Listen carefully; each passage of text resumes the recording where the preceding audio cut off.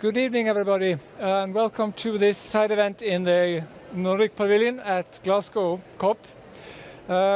We have a distinguished panel here, and we are going to discuss what kind of opportunities there is for capturing CO2, using CO2, and producing sustainable fuels. For this, in order to enlighten us on this, it's also a focus on Scotland and the Nordics. And first out, we have Rune Wolla from the Research Council of Norway. He is a division director, and he will give us a sneak peek of an upcoming report that has been prepared by Nordic Energy Research. So Rune Wolla, please. Just 1 second. Thank you, Sven. Maybe I'll stand here. Yeah. There you go. Please, go ahead. So, yes, thank you. I've been given the honor to present this report, which Nordic Energy Research is going to be published in a few weeks, I think, and which then will be found on the website of Nordic Energy Research for you to read. In the meanwhile, I'll try to give you some highlights. I'm actually from the Research Council of Norway, but I have an affiliation with the Nordic Energy Research. I'm on the board. So that's why I'm here today. Also because, yeah, we do a lot of CCS and hydrogen in Norway as well. There you go. As you know, and for those of you who are here for the former presentations, we will need a lot of hydrogen. All calculations show that when the prices come down and the technology is developed, it will grow exponentially, the use and the need for hydrogen. And this is from the report and shows one estimate, and as you see, it is huge. And of course, the EU, they estimate that they will need to double its production of electricity to make all this green hydrogen, and that's something to dwell a little on because it's huge investments to do this only by green hydrogen. But well, of course, also we have the possibilities of the blue hydrogen from natural gas with CCS. And what we have is many countries now who have their hydrogen strategies and the strategies on both CCUS and on official fuel. And these are now beginning to show off in real projects. The report says that it's no more than 90 projects on industrial scale being built around the world. And also the electrolyzer efficiencies are beginning to improve. Not least by Nordic producers. And yes, as I said, if we are going to do this, the energy demand, the electricity demand will be huge. So this is a coming development. Okay, yes, and the Nordics has a lot to contribute to this. We have very offensive politics, very forward politics, and also strategies on this. And we also have an abundance of renewable electricity and renewable energy. And also we have sources and sinks for both carbon and we have possibilities to store hydrogen within our countries. But this, as you see, and as you probably know, the Nordics is not one country, and we need to do this in a coherent manner and to compare, to do cooperation, to be able to do this in the best way. And this is how the report says the Nordics can contribute mostly by doing good cooperation in all these fields. So some recommendations. It is divided into into national recommendations, into recommendations on Nordic cooperation, and also on how the Nordics should cooperate internationally. And the first one, national, is one thing I would like to emphasize. It is that we need to investigate energy and climate effects of CCU and CCS. If we are to emit again CO2 that has been captured after it had been recombined with hydrogen to make fuels, we need to know that this is a good climate solution. We cannot risk to do big, huge investments in this, in my opinion, and there's also a point in the report, if we don't know that this has a good climate effect. As far as I know, there are really not any good methods that are agreed upon in the world on how to find the effects of CCU and CCS, at least CCU. So this is important. Also, we need to do hydrogen and CO2 storage potentials in the Nordics. We need also to ratify the amendments of the London Protocol, because we need to transport CO2 cross borders. And this is today some sort of a problem, because there is not really set up for this. And to do this with sinks somewhere and with sources somewhere else in different countries, we need this to be improved. Sorry? Yes, be very decisive. There we go. Okay. Also, some recommendations on the Nordic level. The report says that we need more models and solutions for storage and distribution of hydrogen. We need the increased skills in the Nordics. We need the cross-Nordic training, and we need a network for carbon storage facilities. And on the policy side, we need to involve the stakeholders and address financial, technical and regulatory challenges, and also to collaborate on these regulatory measures. And finally, establish financial incentives, CO2 pricing, taxation and reversed auctioning between the countries, which is not easy, but should be possible. And last but not least, international collaboration. Of course, the Nordics need to cooperate internationally. And the report gives some points. I have put on the new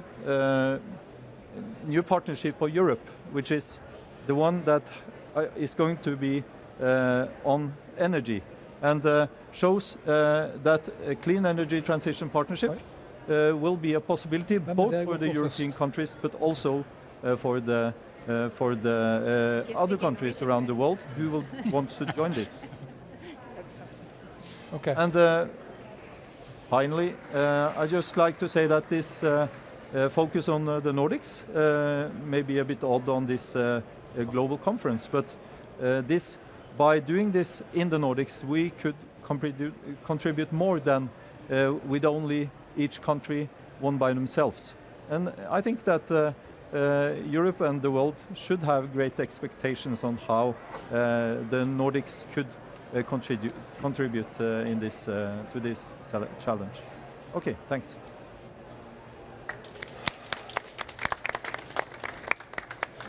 Thank you, Rune.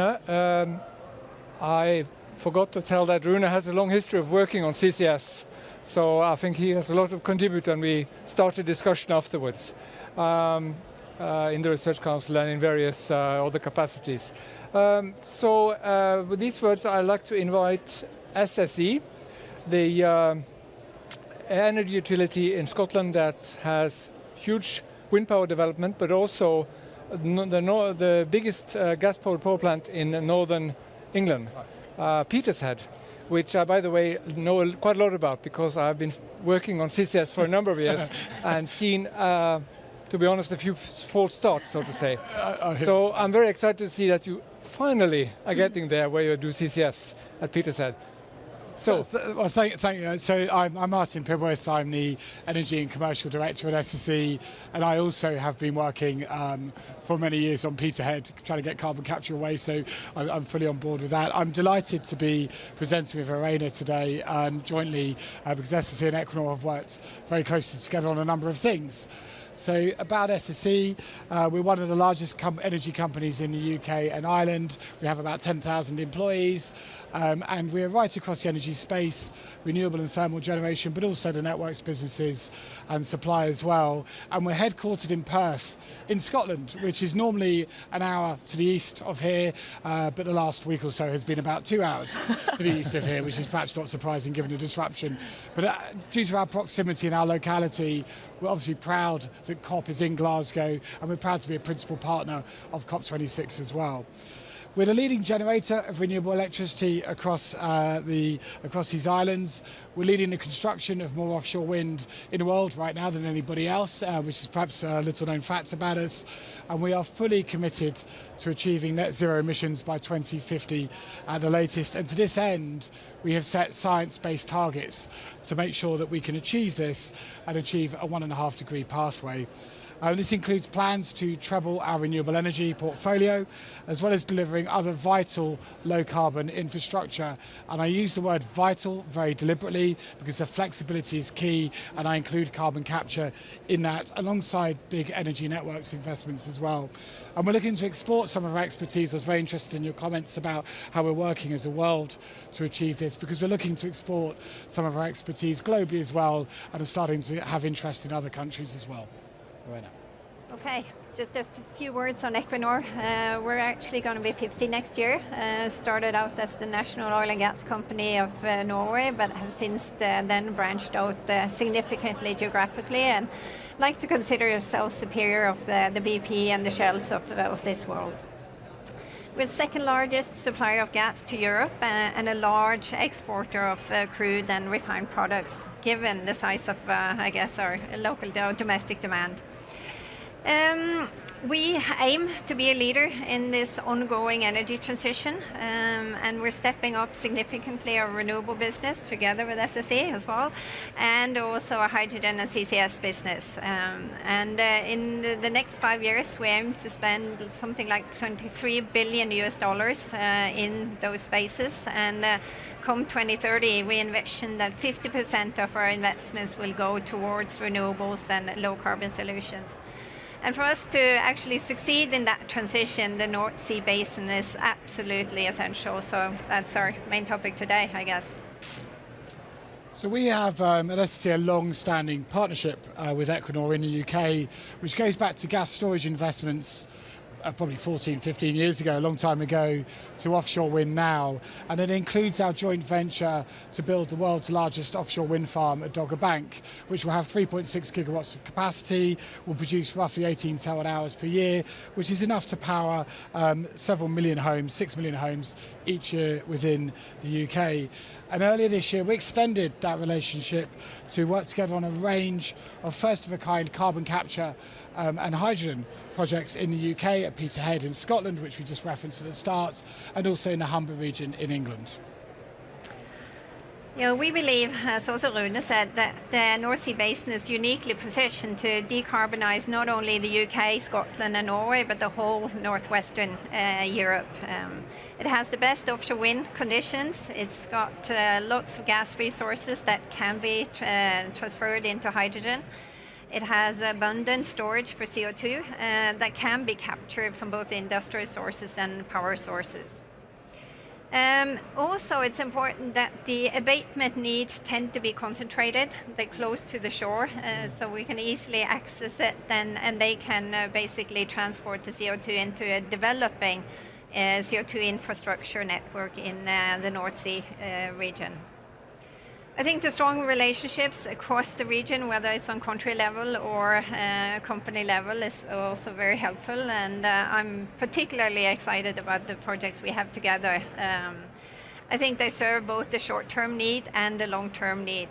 So let me just spend a few minutes or a few seconds, I guess, on what it is. We will start out by blending hydrogen together with gas into a CCGT, gas-fired power plants. We'll move on and we'll do CCS, or carbon capture, of 2 CCGTs together, one in the Kitby area and the Peterhead that we're going to talk about. We're going to together build the first fully 100% run hydrogen power plant in the world. We're going to transform our storage, I guess, in Aldborough from a gas storage to hydrogen storage. We aim to longer term also look at to see whether we can produce green hydrogen from our common Dogger Bank project. So quite a portfolio of super exciting projects, if you ask me. Yeah, it's pretty remarkable. So let's talk about Peterhead. So Peterhead, vintage 1982, oil-fired power station, has probably gone through every single iteration of the energy transition over many, many decades. Underwent a major repowering project in the 2000s to convert it into one of the UK's most flexible and efficient gas-fired plants. And that's the station you see today. My background's actually trading, and the flexibility that's been contained at Peterhead has been incredibly important to our operation within markets and indeed to back up markets. It's an incredibly vitally strategic asset. At 1180 megawatts, it's the largest power station of its kind in Scotland by a distance, and it plays a critical role in keeping the lights on, and most importantly provides that vital flexibility I referred to earlier to facilitate increasing amounts of renewables on the grid. It essentially enables wind onto the system and provides backup when the wind isn't there and perhaps renewables volumes are a little bit lower. Well, the UK has always been a very important gas market from the start of us developing gas. And the curiosity is that the Norwegian gas actually hit the UK shores before it ever hit Norway. And the main import area was the St. Fergus terminal up in Scotland. Today, we're still getting a lot of gas through St. Fergus, but the lion's share of our gas is now coming into the Easington further south where our project is.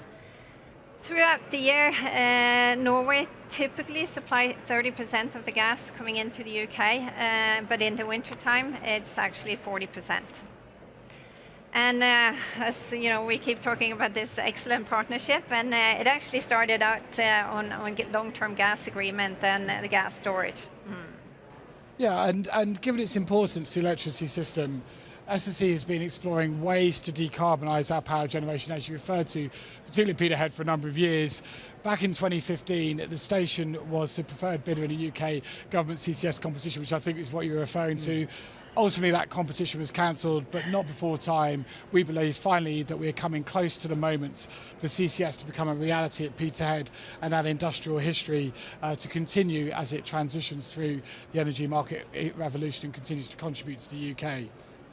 So coming close to our conclusions, because whilst we know that renewables will do the heavy lifting, it's clear we continue to need flexible power generation on the grid to keep lights on when the wind isn't blowing and the sun isn't shining. And this has become very evident in the market, particularly over the last 6 months, not just in the UK, but elsewhere as well. And as older power stations over the next decade, it's crucial we're replacing them with low carbon alternatives to avoid carbon lock-in for another generation. And we believe that CCS is the most flexible, efficient and cost-effective method to achieve this. So Peterhead carbon capture would be a 900 megawatt power station fitted with carbon capture technology, which will remove up to 95% of its emissions. And as Irina referenced, it's ideally placed for carbon capture technology with access to the essential carbon transport and storage infrastructure, which is being developed through the Acorn project. And the plant alone would capture around 1.5 million tonnes annually. Given the advancement of CCS technology in power generation, we think Peterhead is an ideal early deployment for CCS in the region and will indeed stimulate the rollout of the necessary infrastructure and supporting wider industrial decarbonisation in Scotland. And we believe that the power station and the project could create lots and lots of local jobs. Just a few words to add here in the end. SSE clearly has the CCGT, or the power station or competence, whereas we have a long-standing history in storing CO2. We've been storing CO2 on the Norwegian continental shelf for more than 25 years. This is safe and it is permanent. We're basically storing it in the same structure that have stored oil and gas for millions of years. And right now we're in the midst of developing. We've taken a FID, so we're actually developing it for real, not just on paper this time. The first CO2 storage for third-party supply. It's called the Northern Light, where we basically pick up CO2 from 2 industrial sites on the east coast of Norway, transport it in vessels to the west coast and store it under the North Sea. And this is kind of unique, and the flexibility that the shipping concept gives us is that we can actually travel around to all industrial hubs in the northwestern Europe and pick up CO2, bring it back to this storage and actually store it. And since we actually made the final investment decision, I must say that the interest has been tremendous, and we're currently having a dialogue now with 60 different players who want to come and store, and obviously the storage is over, what is it, you know, the subscribed was the word. It's oversubscribed, yeah. Yeah, by quite a margin, so that's the good news. And I think, you know, part of why we're seeing this is that there's actually a line of sight of commerciality now with the higher EU ETS prices. So it's almost a hedge for the emitters to come and store it rather than relying on an ever escalating CO2 price. So exciting business to be in. Yeah, and a final word, if I may. So, I mean, to deliver against future challenges, to deliver a net zero future, collaboration across industry and across countries is going to be critical. I think you referenced that in your opening remarks, and sharing expertise and leading by example, and that's why I'm honoured to be shown the stage of the arena, and honoured to be part of this SSE-equipped partnership. Right. Thank you very much. So, thank you both. Before we move on, I have some thorny questions for you. First of all, when will the plant actually start capturing? And secondly, what do you expect to learn from this in terms of getting the cost down, the learning curve, so to speak? So I'll give my view first. So the government's been going through a process. At the moment, the Acorn project, which Peterhead is part of, is being given reserve status. We're not completely sure what that means. Ultimately, I think carbon capture will be needed in some size by the UK government and the UK market to back up the amount of renewables we have the ambition to build as a country. So I'm not sure completely about timelines, but I'm hopeful sooner rather than later. But at the moment, we sit as reserve status. In terms of learnings and in terms of cost implications, I simply don't know. If I gave you, without swerving the question, if you had asked me 5 years ago, would you have seen the cost curve come down in terms of offshore wind like it did? I'd have said no, not a chance. That's madness. Yeah. And of course it has, and of course it continues to do so. Yeah. And my expectation would be once the first 1, 2 or 3 get deployed, you'll see a similar positive effect. Right. And then one final question for you. Some countries cherish CCS. IPCC sees as a necessity, both for oil and gas industry. How is the work on public support and engagement in Peterhead? How is that going on? Yeah, I think it's actually pretty strong. I think there is increasingly an understanding that if we are going to achieve net zero, we need to deploy more intermittent sources. They need to be backed up. At the moment, they're being backed up by higher carbon intensity generation. We have to get that down. At the moment, when the wind is really windy, as it was actually over the weekend, not all of that wind makes itself to market. It gets constrained off. We need to put flexibility into the system, but importantly, low carbon or zero carbon flexibility to enable more wind to come online. So I'm hopeful. Thank you. You have a comment? No, just to add a comment around, you know, the increasing interest and the necessity of CCS on a global basis. And if you look at the IEA scenario of 1.5 degree, and you compare it to the Northern Light project that we're developing, you basically need to develop one of these projects every week between now and 2030 to get there. And you know, we're not seeing line of sight of anything like that, so it cannot be underestimated, I guess, the need for CCS to reach these targets. That do sound like a big number. Yeah, it is a huge number. I can't really fathom it, but it's big. Yeah. Anyway, let's move on to you, Hanne. You are Vice President for Energy Islands in Denmark, and As you know, Energy Islands has been one of the big things for Denmark to push. They're going to be big, they're going to produce excess energy, and they're going to produce fuel and hydrogen as export commodities. Sounds big. Tell us. It does, thank you. Yeah, first when we presented this vision or the concept of the Energy Islands, that was back in 2017 with colleagues from both the Netherlands and Germany. People referred to these plans as Peter Pan's Neverland. It was so futuristic for people to actually to see for them that it was the same as a fantasy of a boy who didn't want to grow up. So now we are down the road, but it's not that long ago, and we are actually trying to do these energy islands. And what we found out, which I think is very interesting in this research perspective, is that we already have a lot of the capacities that we need to do this futuristic project. But of course, we still need some magic dust from Tinkerbell, like the things that we're talking about, my colleagues are presenting today. So I'll try to go through with you what the concept is all about and where we are now also in realizing the world's first energy islands. But what is the golden opportunity with these energy islands? Why are we doing them? It's not just to have a futuristic project. No, the thing is we need to scale up and we need to speed up the green transition. And these energy islands are a way to do that.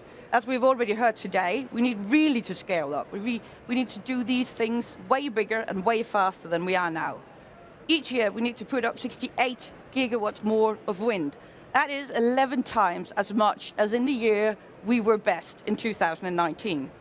So we definitely need to change the agenda on how things are done on a basic or business as usual matter.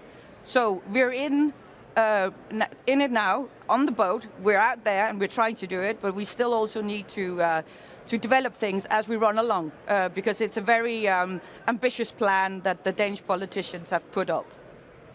So, basically, in the North Sea, we're looking into an artificial island that should be there around 2033. With at first 3 gigawatts of windmills, which is also still quite a lot. Even your Dogger Bank project is slightly bigger. Yeah. So we will look how you will do that. It's that fast.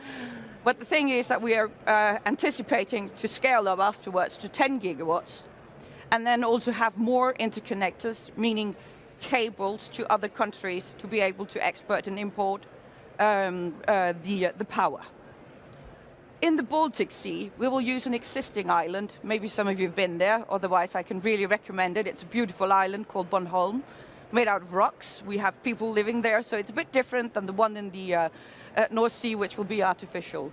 Here we're looking at 2 gigawatts at first, also with the potential to grow larger. Not as big as the one in the North Sea, but definitely also with interconnections to other countries. And I have to remember to do it like this. If I should just stick into the artificial island, which is always the one that people are most amazed about, I don't know if it will look like this. This is just a photo from the Energy Agency. But I can promise you there will be no casinos, no scuba diving, no fun at all. It will all be grid infrastructure, it will be electrical installations, it will be gear from hopefully later on also power to X factories, etc.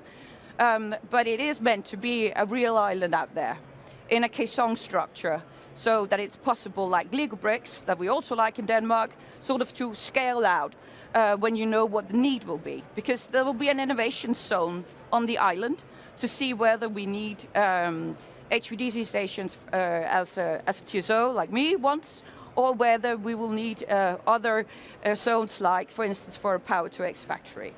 So it has that optionality built in, which is good when you look into something for the first time, that you don't have to sort of see in the future what will actually happen, but that you have some also flexibility on how to use the artificial island later on down the road. It will be a public-private ownership, so the landlord who will have the key for the island will still be a majority of the Danish state, but there will also be the commercial interest and a way to look into these things. And then last but not least, there is 28 billion euros at stake when you look at the whole build-out. So that includes all the windmill, cables, the actual island, etc. And the island part is just a small bit of it. The main thing is, of course, the cables, which we do in Energinet, most of them, and then the wind farms and the cables to the island. So, what is this island for then? Well, basically, what we're trying to do is far out at sea to create a nearshore environment. This means that you can connect the windmills directly to the island.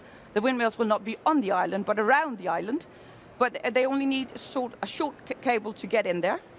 And then we can change the power to direct current, which is the cheapest and also the most energy efficient way to move power on such long distances, and then put it into shore and change it again into alternating current so that it can be used in households, etc. What we foresee is that in the beginning, there will be mainly power to power, but also that we could see that there should be some power that will be used for hydrogen, or even further on down the road, there could also be the possibility that you have hydrogen production on the island, maybe even used out there if there's a harbor. You can have huge tank ships going out there, having liquid fuels for the tank ships, or you could just send it in and already be used as green fuels onshore. This depends on the market, and it depends also on how things will develop, how fast it will go, and of course also the whole legislative regime that we are looking into, because all of this with hydrogen is quite new, of course, for all of Europe.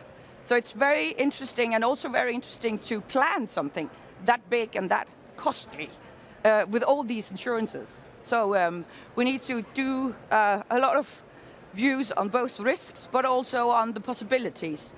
So we're always balancing this, and I think it's a personal note. This is what makes this the most interesting thing to work with right now, but also the most difficult one.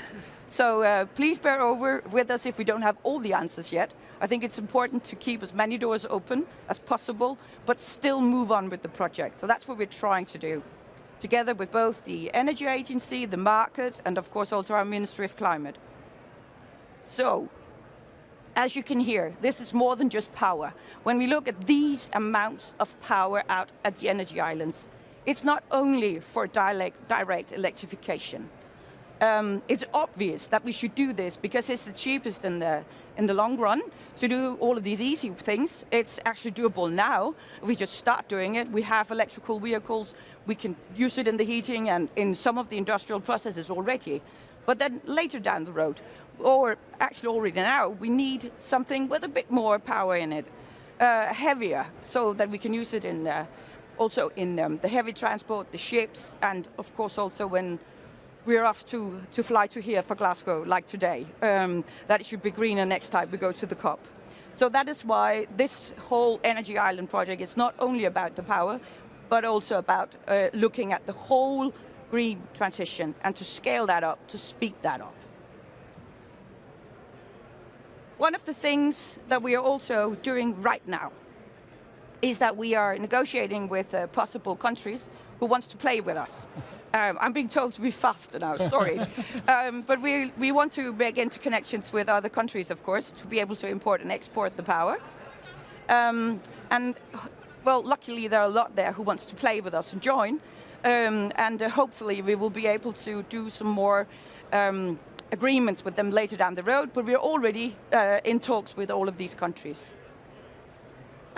So, to make it short, we need more renewables, and it's doable with the Energy Islands, further out at sea.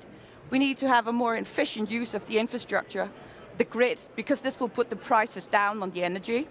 So when we don't have to go onshore with as much power, because we can also use it, the cables more, out in the offshore grid, then this will be more efficient also price-wise.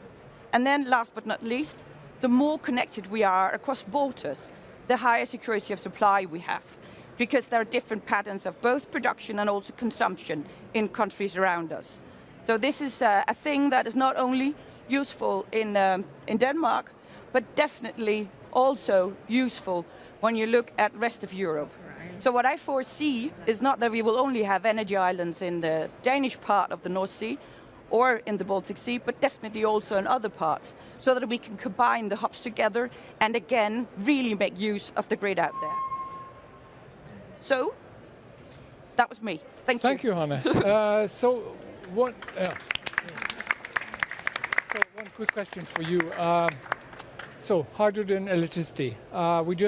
Previous session we had a discussion on electrification, and I think we all can agree that both there's a high demand, there will be a high demand for hydrogen, but also that there is a penalty by making hydrogen from electricity in terms of inefficiency. So basically you have to rely on abundant and fairly cheap electricity. And is that why you're wedging when you will start hydrogen? Because you were not clear on when hydrogen will kick in. Well, in Denmark yet, we haven't had any hydrogen production. No. Well, small scale. But they're testing it now and they want to make it a big scale. We still need to see how it will actually work. Will there be a flexible production, for instance? Because that is one of the things, I'll say, system operator, as we are in it, we would be very happy if this could actually also work flexible. But if it has production all day around, whether there is wind or not, then of course it's not flexible and it will not help the grid. Exactly. So I think with regards to prices, it also has to do with how we will work together. So when I'm saying that we don't know everything yet, it's because all of the legislation around hydrogen is not in place in Denmark yet. It is being negotiated these days actually also. And they're trying to find out what will be the best way to do these things. Do we need an infrastructure? Do we need a hydrogen grid? Can we use the old natural gas system for some of it? All of these things need to be in place also. And then I'm also very keen on hearing who will buy it, because we don't know that yet, because it's not on the market. So the whole product thing is very interesting also to see. But that's a bit out of my hand. It's more to friends here in the panel. So one question for both of you before we move on and open up for questions. You are going to produce two types of hydrogen, blue and green. Blue will eventually, seems to be much cheaper. It's a known process, both CCS and storage, capturing. Electrolyzers, as you pointed out, as far as we know now, they have to have fairly long operating hours in order to make sense. So, and also they have a tiny margin of all the hydrogen produced nowadays, 2 to 5%, whoever you ask. So how are you going to compete with the cheap blue hydrogen that will coming online? Well, there is definitely demand for more green. That's also why we're here today. And as I also hear you, it's also that you're aiming for making your blue hydrogen more and more green afterwards down the road. That's at least how I hear you. You must correct me if I'm wrong. But I think it's important that we look into the whole transition. So if it is possible, we should definitely do it green. Otherwise, it doesn't matter what we do, because it will be too late, everything. So for me, when we're in this, in the energy sector, there's a huge responsibility on our shoulders to make it more and more green. Right. And to Equinor, you have plans to do blue hydrogen with CCS. We have plans. But there is some money involved there. Well, we have plans to do both blue hydrogen and green hydrogen. But I think, as you alluded to in your initial comment, we haven't really saturated the power market yet with renewables, and you wouldn't necessarily transition the renewable energy into hydrogen and that back to electricity. So you need to wait until the power market is saturated before you at least build scale around the green hydrogen. Right. We think the world needs hydrogen sooner, much sooner, and we cannot wait for that. So our intention is to develop blue at scale and at reasonable prices, as soon as 2026, and then we will pave the way for the infrastructure and also, developing the market, and then green can build on that eventually, and hopefully in the end we will be able to supply the world with only green, but that's going to take decades before we get there. Oh, let's see. But as you also said, Rune, it is a bit chicken or the egg. What comes first? So we have to do some of these things in parallel to make sure that we make it happen. So Rune, from your side, doing funding research, how do you see the sort of learning curve? How will these two competing hydrogen production processes match up?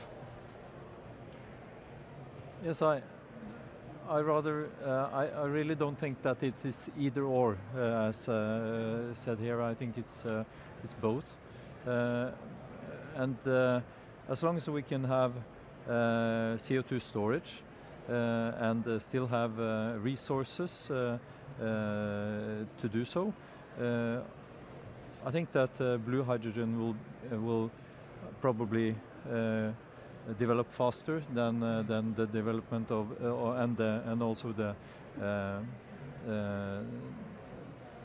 it will be possible to have also green hydrogen, of course, but we need to be careful, I think, to not renewable electricity is from a starting point more valuable, very valuable, and should not be wasted. So if we can try to make electrolyzers more efficient and try to develop this market alongside with blue hydrogen, I think it's a good idea. Yeah. So let me open up for questions. Any questions from the audience?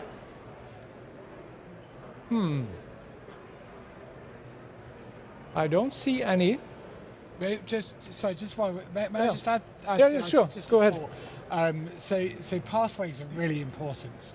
So at Dogger Bank, the wind park that we're building together, we're putting 14 megawatt turbines in there. You would not have 14 megawatt turbines if a few years ago somebody hadn't put 10 megawatt turbines and someone a year before that hadn't put 7 megawatt turbines, and indeed all the way back to 2 or 3 megawatt turbines, which are hopelessly outdated now. But it's all pathways, and that's kind of what I feel about the blue-green hydrogen. It's not a debate for me, it's a pathway thing which seems just very, very logical. One will lead to the other. But then again, if we look to Europe, there is a strong resistance to blue hydrogen. We have to admit that. And personally, I find it a bit baffling because, as you pointed out, Irene, the amount of hydrogen we need to produce, in the short run, we cannot possibly make it by green alone.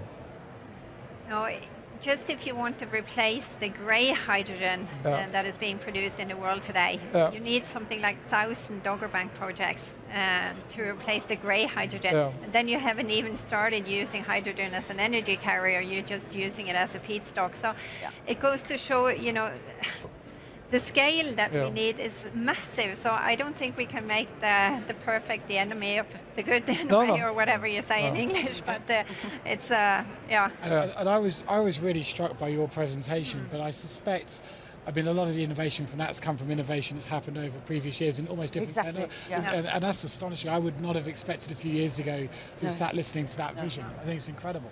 It's one of the things that surprised me the most is when we started out. We thought that we would find a lot of areas where we needed new research, but we actually found out that the hardest thing was to get people to work together, because we had a lot of the knowledge already, which is just beautiful. And that is the same, I guess, with the CCS and blue I think it is. hydrogen. So we have the technology, it's building it at scale and getting the cost to come down. It's doable. So all of those in the negotiation rooms around us, they can just decide it because it is doable. That's a very good note. And as I don't see any questions, I think we should end on that positive note and say it's doable. It is. Thank you all for taking part. Let's do it. Thank you.